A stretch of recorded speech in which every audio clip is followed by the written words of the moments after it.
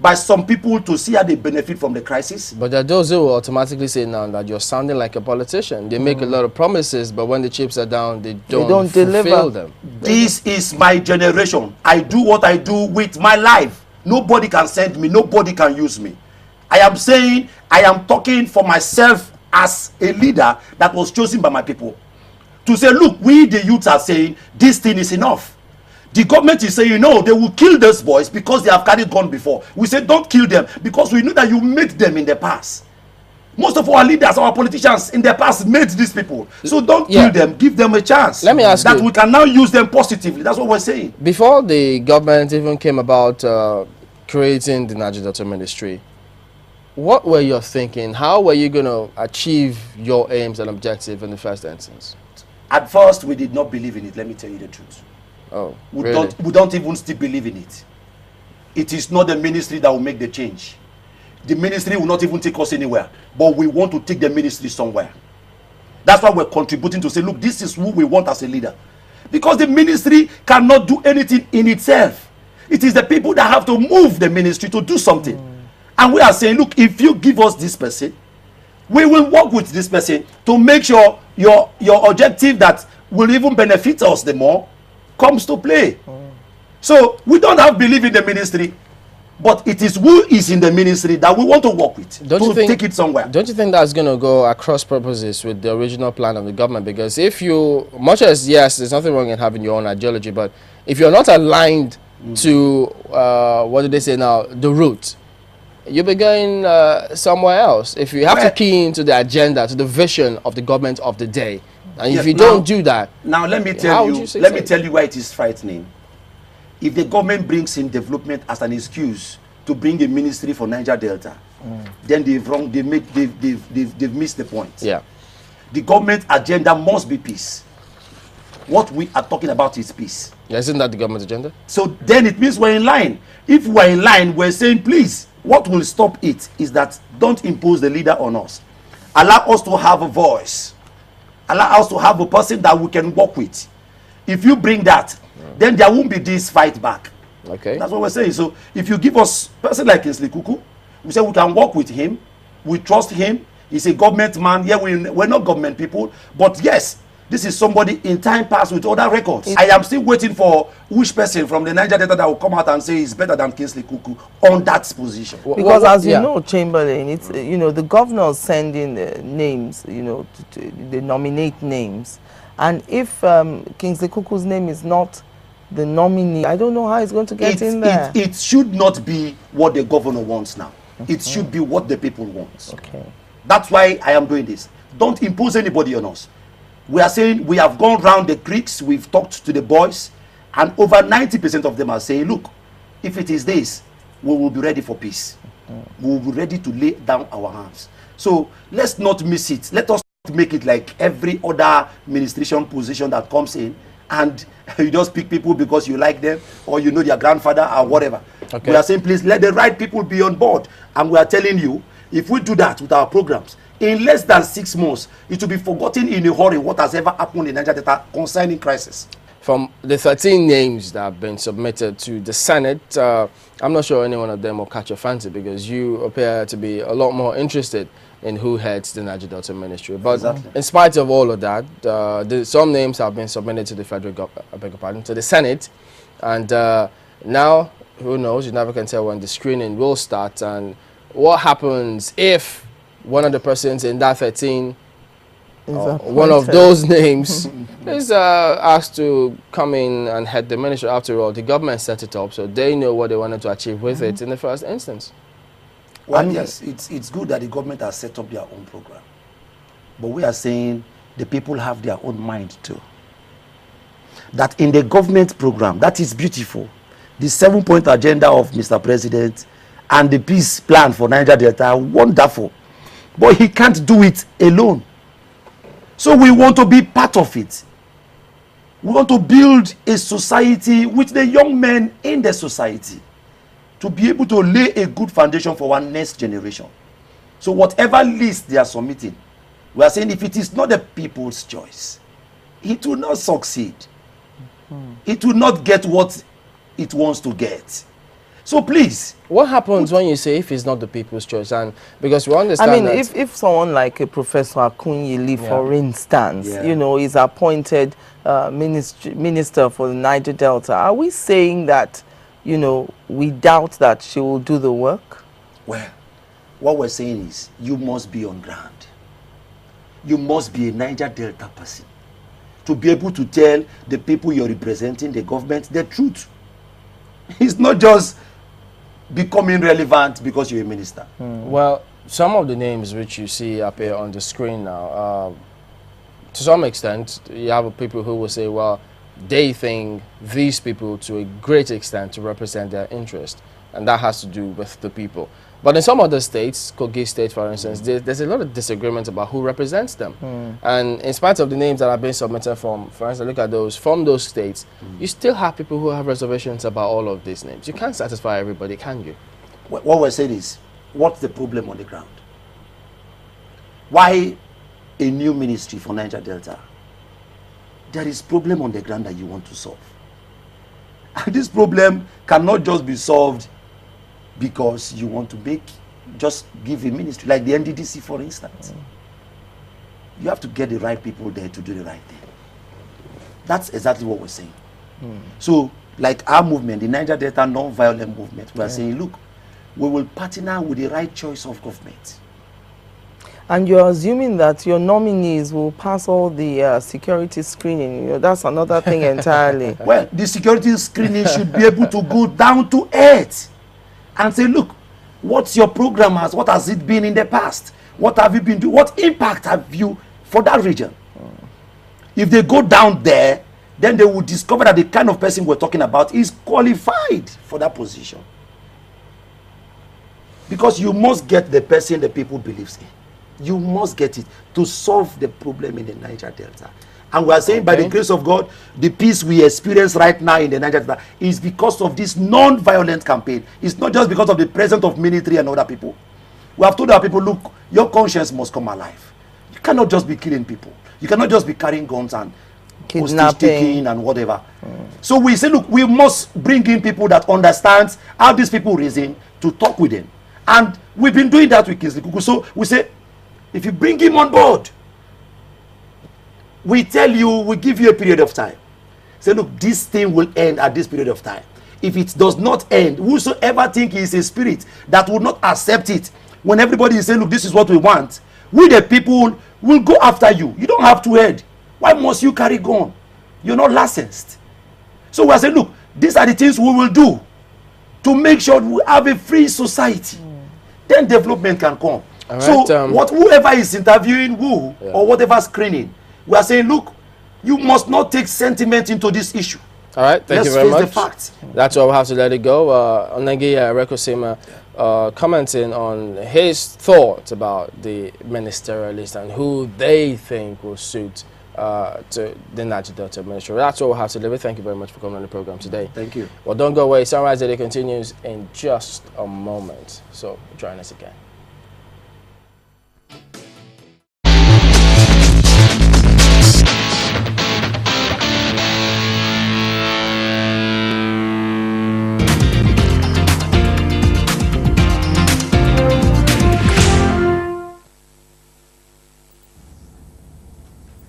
Okay, welcome back to the studio. Now, the Amnesty program is what we are paying key attention to and watching to see how it plays out, especially now that our youth have laid down their arms and they are saying, what next? Of course, with me in the studio are two gentlemen who also deal with the youth in different fora. The first to my immediate right is Mr. Oneinga Erekosima. Thank you. Good morning. And he's the president of the Niger Delta Nonviolent Campaign Group. Nonviolent movement. Oh, nonviolent movement. Yeah. All right, thank you. Thanks. And then to him, next to him rather is Mr. Oche Isaac. And he's the secretary, acting, you said to me, acting secretary general of the Arewa Youth Consultative Forum. Good morning, gentlemen. Welcome to the show. Thank you. Now, both of you, something strikes me about your offices. You deal with the youth of this nation. So let me start up with you. What's your organization started with? What do you do? Well, my organization believes that we're at a stage when generations should change. and it is like a generational change, and we are changing for the better. So we found out that this kind of violence has taken over a lot of youth, and we think the better change. So my organization is talking about change, positive change, a change that will bring development, peace to a nation that is so loved by God. Okay, you seem to have a different approach to the whole of the issue.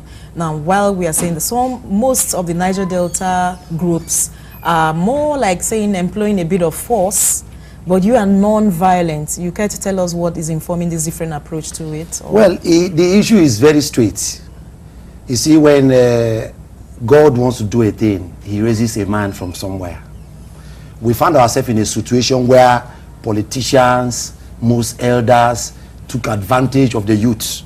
Maybe because they lost their grounds, they lost the necessary aspect of having good names for themselves. So they wanted to be relevant.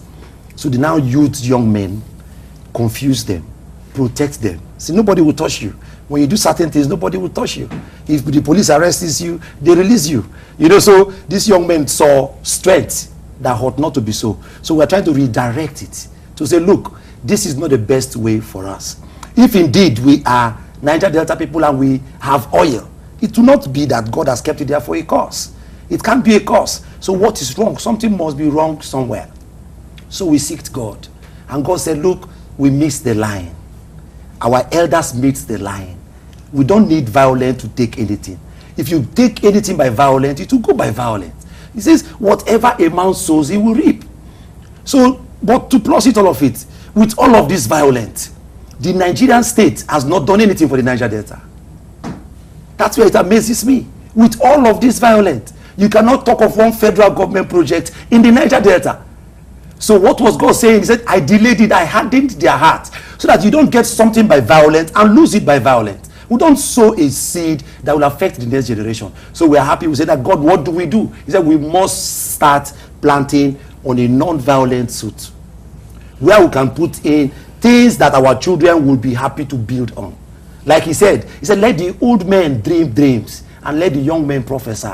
I keep asking, I said, God, why the old men dream? Would you go and sleep? He said, no. These old men, our leaders, our elders, our governors, they've been to Abuja, they've been to Britain, they've been to other civilized places. He said, let them come and dream those dreams about what they see there, so we can build. They should not give us a foundation that is violent. So we had a wrong foundation. We're trying to now amend it. We are saying, look, this old things was hijacked, was misunderstood. It was a confusion from everywhere. So we are saying, look, we have to put it right. It is not about what Nigeria wants now. It's about what God wants.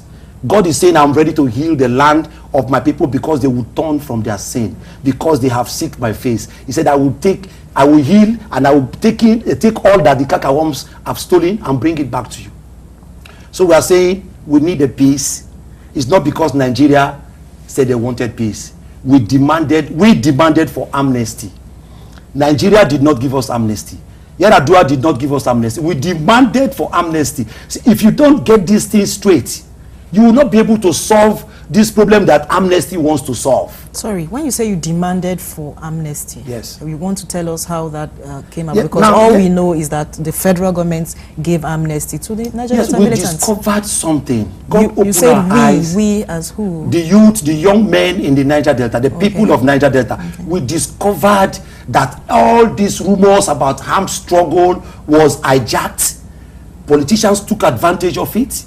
The most elders took advantage of it, and they were using the young men's blood. They were benefiting in the young men's crisis. The young men were dying and killing themselves. So we said, no, we must heal this land. What is the problem? The young men must take their position. The young men's position is to make sure that there is security in the land. That is the young men's position. So we say, look, when we discovered that it was not properly a struggle, it was converted to a struggle and was hijacked again by the same cabal. So we now say, this thing is not a struggle. It became a power tussle. Okay. Because when politicians brought in people to use them, they now wanted relevance. They now had groups. Everybody wanted to be relevant. If you don't shoot guns, if you don't kill people, you may not be strong enough for the government to use you. So these are the problems we had. We now felt, look, all we need to do is to reconcile these people with themselves. So when we started reconciling them with themselves, people at Teketom suggested, said, look, we are going to wash ourselves. We have seen where these things are coming from. We're being used. So we will wash ourselves, we will wash our backs. So we said, okay, if that is the issue, it is misunderstood, we will demand for amnesty. The real word for it was forgiveness, because it was like God says, you have to use my kind of heart. It says, take the mind of Christ, that we should be able to forgive. The real word was forgiveness. But the world would not have understood when we say forgiveness, because harms were involved. So we said amnesty. Okay. Amnesty because you carried harms that were not licensed. It's not because you're not fighting a just cause, but the harms were not licensed. Our brothers are arrested, our brothers are killed for reasons that they are carrying harms and they are not licensed. We say, now if you forgive us, because we are reconciling ourselves with ourselves, we'll be able to have a safe landing ground where we can wash ourselves. So that's where amnesty started from. We now started asking for amnesty. Everybody was fighting us. Okay. Now, let me come to you, Isaac Oche. You also work with the youth, but under a different umbrella. What's your impression about the amnesty? Yeah, amnesty is a welcome development, because in any nation, they will always seek for peace.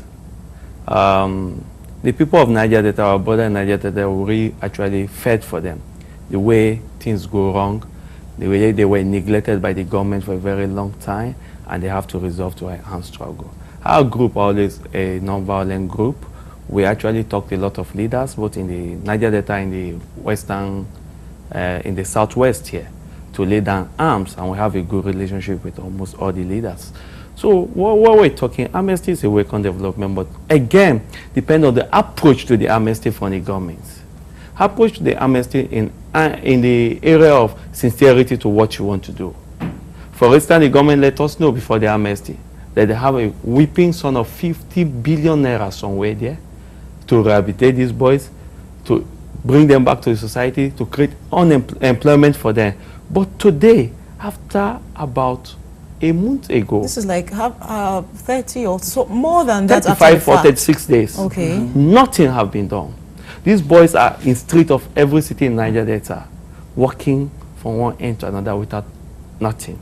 Okay. It will come to a time that they will get tired of walking about nothing, start having, they are not more comfortable with their leaders, and when they go back to the creek, it's going to be worse than what we have before. So the government should speed up. At least by now, we all expected that a lot of heavy-duty development equipment on facility, infrastructure should be in Niger Delta now. They should see what they have clamored for years. They should see what they have died for. They should see what community has been wiped out for. Okay, a follow-up on that one. You work with the youth, of course, both of you, so you can give us a picture of how their psyche is. Is the average Nigerian youth violent? Let me start with you. The average Nigerian youth is not violent. Violence do not just come from anybody, but except you are being pushed to the wall. When you are being pushed to the wall, you don't have anywhere to go back again. You have to attack back for self-defense. Most violence in Nigeria is being done on self-defense. Nigerian youth is one of the most peaceful youth in the world.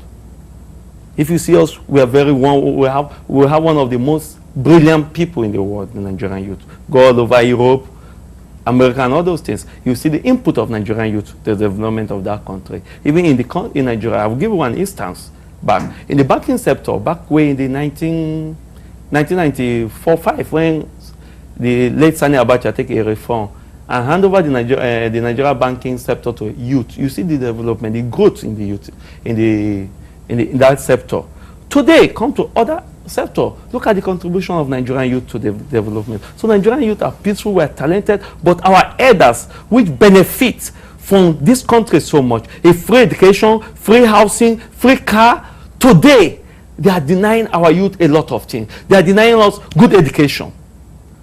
Look at San Egbo, the Minister of Education. For complete 4 months, Nigerian youths are at home. He's a lecturer. The Vice President is a lecturer. The President is a lecturer. And they sit down, fold their hands, and look. And San Egbo have to cough out 170 million for a birthday or a wedding anniversary, while teachers, lecturers are at home crying for good welfare, good educational standard, but TS and Igbo can cough that out. So which is a bad leadership. These are roles of bad leadership. These are traits of bad leadership. Okay, over to you, Mr. Well, see, what I would say about the Nigerian youth, I'll refer you to the ones I know, the Niger Delta youths. Okay. The Niger Delta people are unique people. See, at first, if you want to be a proud Nigerian, if you want to be a proud Nigerian, you come to Niger Delta. When a Niger Delta man comes into Lagos, you know that he's from Niger Delta. It's a lively man. He's somebody you want to meet. The real Niger Delta people are peace setters. They tell you how to do some certain things in life that you've never done, as in when you talk about good life. That's why I say, look, it's a generational change. We missed it because we thought we know it all. But God has to reverse us back. That is why you cannot blame anybody on this crisis. You cannot point one finger to say you are the cause of this crisis, because it was fashioned by God. It was fashioned for a change, for a generation to change. This thing is not about Niger Delta.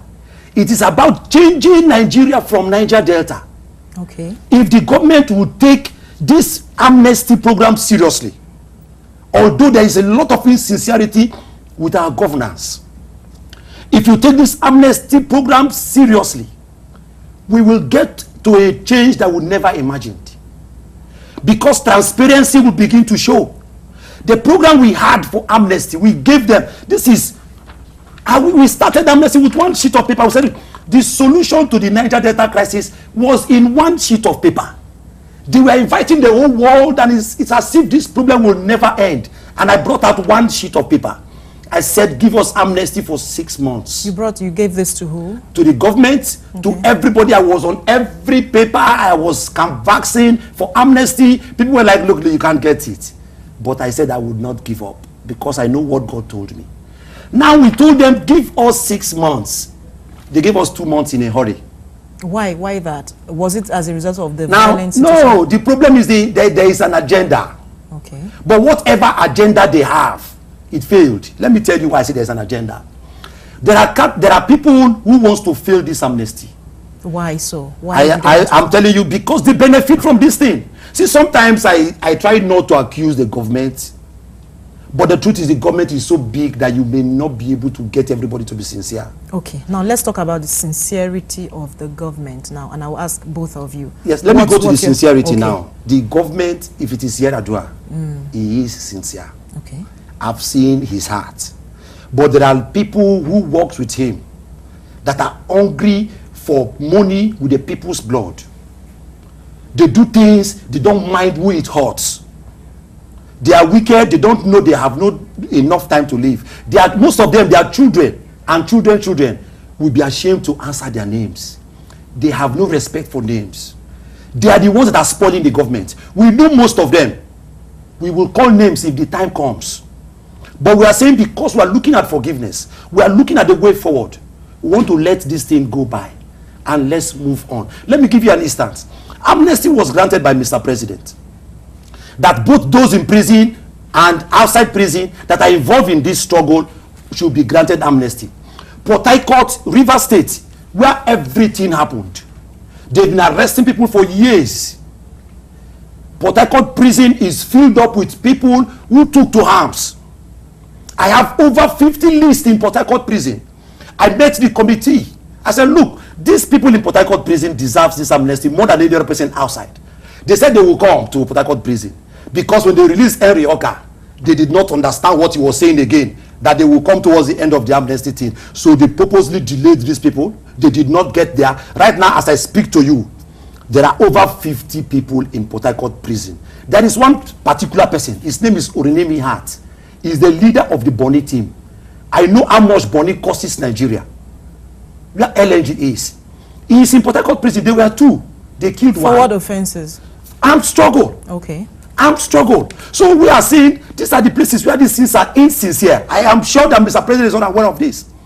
These are the places that these things are insincere. And we are saying we have to avoid anything that will bring an excuse for anybody to go back and take gun, because we are ready to say you can't pick up guns, you can't take up arms. But if the government gives a room now and they pick up arms and they have excuse, we will protect our brothers. We don't want to get there where anybody will take to violence. We will never say yes. No matter who, we don't look at your face, we will never accept violence again in the Niger Delta. But we are praying that there should be no excuse for anybody to go back into armed struggle. Okay, thank you so much for coming on the program. On a last note, what's Arewa's stance on amnesty? Very quickly as we end. We support the amnesty if the government is sincere. Good. Thank you so much for coming on the show, gentlemen. The program continues shortly, so do stay tuned.